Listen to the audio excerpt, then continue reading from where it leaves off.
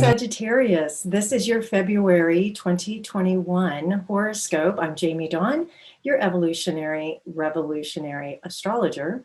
And we are looking at the personal planets as they move through your sign. If you want to know what's going on with the social and external planets, check out my weekly videos as well as my series on the Jupiter and Saturn in Aquarius videos here on YouTube.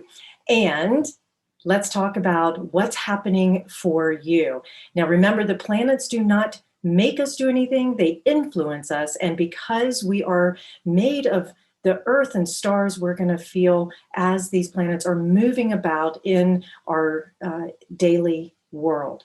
So Sagittarius, if you have a sun, a rising sign, or moon in Sagittarius, these information and these planets are most likely influencing you in these particular areas. And so we're going to talk first about Mars. Mars has been in Taurus since January 6th. Continues to move through your sixth house if you have a Sagittarius rising. And we're going to look at how Mars in Taurus is activating this work, this routine, the health and wellness regimen, but also your area of self-discipline. So most likely since January, you've been really determined to get some routines established that can sustain some long-term, long-lasting results. Very perfect for the beginning of a calendar year. And you may also be looking at, say, health regimens, especially diet or food, and exercise, and being such a energized sign when it comes to physical activity. Most likely this is really getting you up and moving. If you have been dealing with any sort of health issue, this is a great time for you to find a new health practitioner that may be able to support you as you're getting your new self, if you will, your better version of yourself and your commitment to that better version. And so I would venture to say that if you're willing to continue to look, if you haven't already found that right, say, personal trainer, dietitian, health professional, and it could also be mental health. It doesn't just have to deal with the physical body, but we are working with an earth sign of Taurus. So most likely you are thinking about how maybe your physical health is being affected by so many other things that you can start there and then work your way around the emotional, mental, spiritual health as well. I would also venture to say that your creativity is really active right now. And there's this drive and passion maybe to create some things that are useful for others. So if you're not dealing with any out of balance when it comes to your routines or your health or your creative side, then you may be looking for ways in which it can be of great service or benefit for others, how it can be useful for them. Maybe you've decided that it's time for you to offer these gifts to others and you're putting together your program. I would also say that this is a great month, even though we do have a Mercury retrograde, which I'll talk about in just a second, moving through your third house. It's a great month for some productivity, to kick ass and take names, as I would like to say.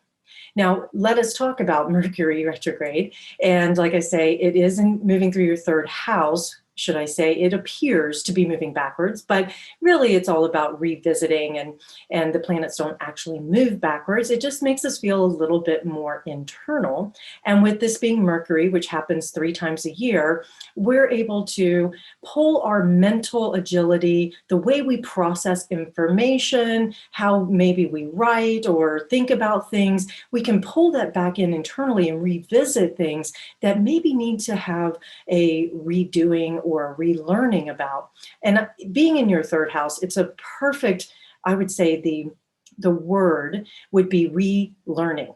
And you may be going back to old subject matters that have to do with communication, that have to do with writing or learning, and maybe you're in school, and so, or thinking about going to school. So this is a good time to do some research around what the best approach to the next phases of learning could be for you.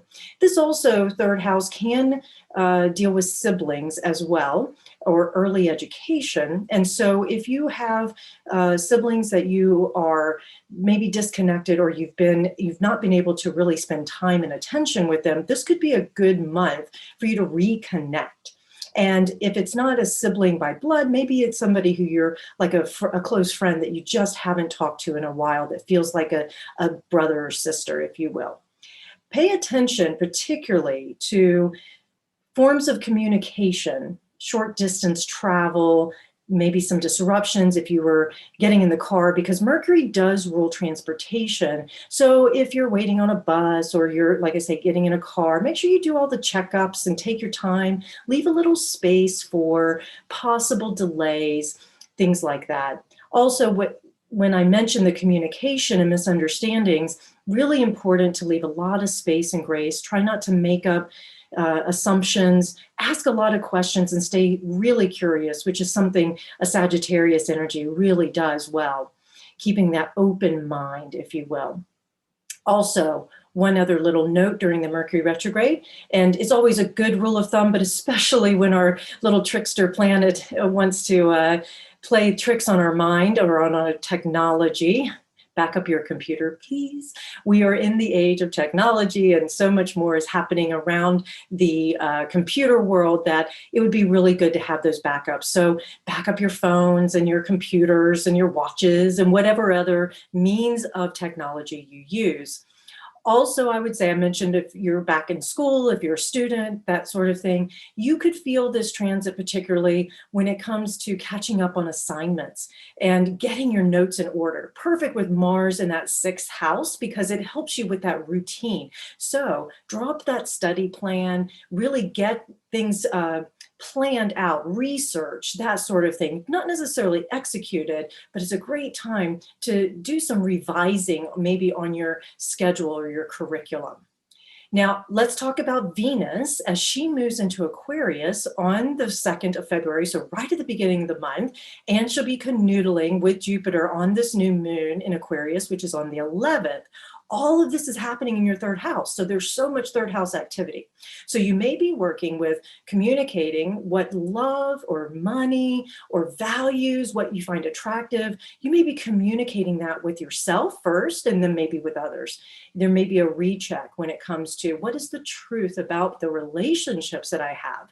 Maybe I need to educate myself a little bit more on what would be beneficial for myself in relationships, and then formulating a plan on how to communicate that out to those that mean the most to you. On this new moon, February 11th, you most likely will be looking at your task, your priorities, as I've mentioned, and you may be reorganizing them. And you may find new and innovative ways to build these tools of communication that can deepen your closest relationships. If you are a single Sag and you're looking for that love, look no farther than the online dating world and communicating and taking your time in really vetting out whether that person is right for you, or if they're really being true to who they are. And I have a feeling you won't be so shy to communicate what's really valuable to you at this time. It is possible that there could be some tension leading up to this new moon between you and a coworker. So I do want to put that out there, or someone who's connected to your everyday routine, especially if you've been super busy and just haven't had time to spend, and maybe they're feeling a little left out or a little hurt. So take your time and work on the communication piece of mending that particular misunderstanding.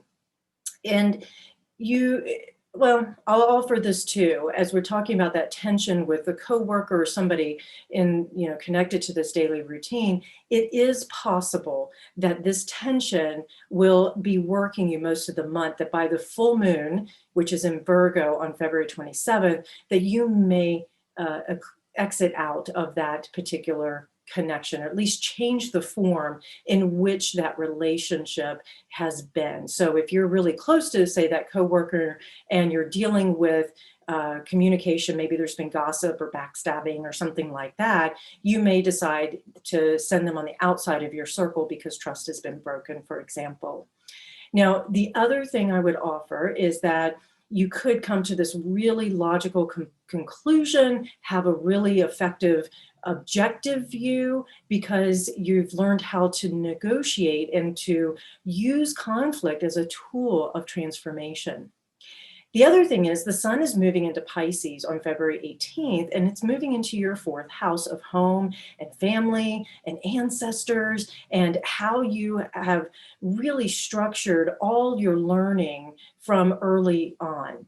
And so this is a culmination point. This is a coagulation, if you will, of all the experiences and information that you've gathered thus far. And it can, with the sun being in Pisces, it can activate this really compassionate nature in you. And also the imagination. So you may be looking at how you can beautify your home, how you can make people feel as though they're coming to a place of beauty or art, or this wonderful sort of getting lost in the moment feeling when they're with you, when they're around your home, that sort of thing. And you could also find that if you've been struggling with your home life, feeling as though it's actually going to manifest the way you really want to, that you could find more faith during this time, that it could become exactly what you imagine it to be. Granted, we can't control others, but how you show up, creating this great abundance, if you will, because Pisces is traditionally ruled by Jupiter, you could create this abundant amount of energy that allows others to feel as though they have this sort of euphoric feeling when they're with you, especially because you can be so gregarious and so much fun and open. And I think the biggest thing is that as the sun is in Pisces, that again, that great compassion invites others to just feel so at home. It may also invite you to revisit some things in your history, your family history, to do some great healing around it. So if you've had some past experiences and expectations that maybe have let you down, or things like that, that full moon in Virgo can allow you to release these past experiences and to show up in a whole different way in the world at large, but also within your own family dynamics. And it could be family of origin or family of choice. The other thing with this full moon, and I'll say when the sun moves into Pisces leading up to this full moon, you may be working on taking off the rose-colored glasses and seeing things for what they really are.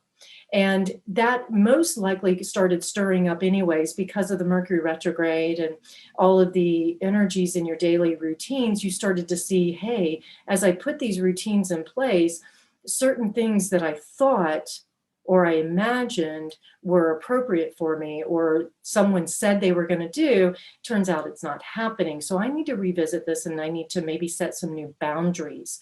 And I think that's the thing with the Piscean energy. We tend to lose our boundaries. However, with this full moon in Virgo, we can reset them because we've looked at what's still useful, what's not.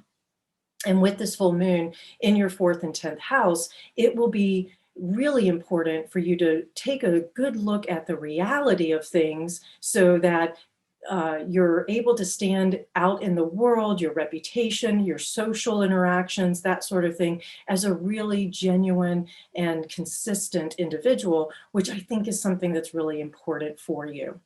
I don't want to finish the video without addressing bonded Sagittarians. And because I mentioned the single Sages and how you could meet your beloved. So here we go, bonded Sagittarians. I actually feel as though this month is going to give you an opportunity to just lighten up and have a little bit more fun. And I would sense that this is going to be a wonderful time for you to make some plans together, do a little research on traveling together again when we can. And also, if it's a short trip, like I mentioned, you may decide you want to just get in the car and go somewhere like to the mountains or the beach or whatever, just to get out of town, change of scenery. Do the due diligence of just checking your transportation. If you're renting a car, then you may have to be a little flexible on timing, things like that. But I really believe that this could be a great month for you guys. Also, anything that you decide to do as far as a project on to beautify your home or beautify the relationship. I know this sounds silly, but maybe you decide you're going to grab some canvases and do a little paint party and, just enjoy being together in that way, or playing board games, things like that. And I feel that will deepen your connection. That's probably the biggest focus for you when it comes to the relationship sector. When you are in a bonded relationship this month, it's really about deepening the connection that is already established. All right, Sag, I hope that this video helps you, and please like, subscribe, share, comment. I'm here for you. I absolutely love to help however I can, and find me at jamiedawn.com. Take care.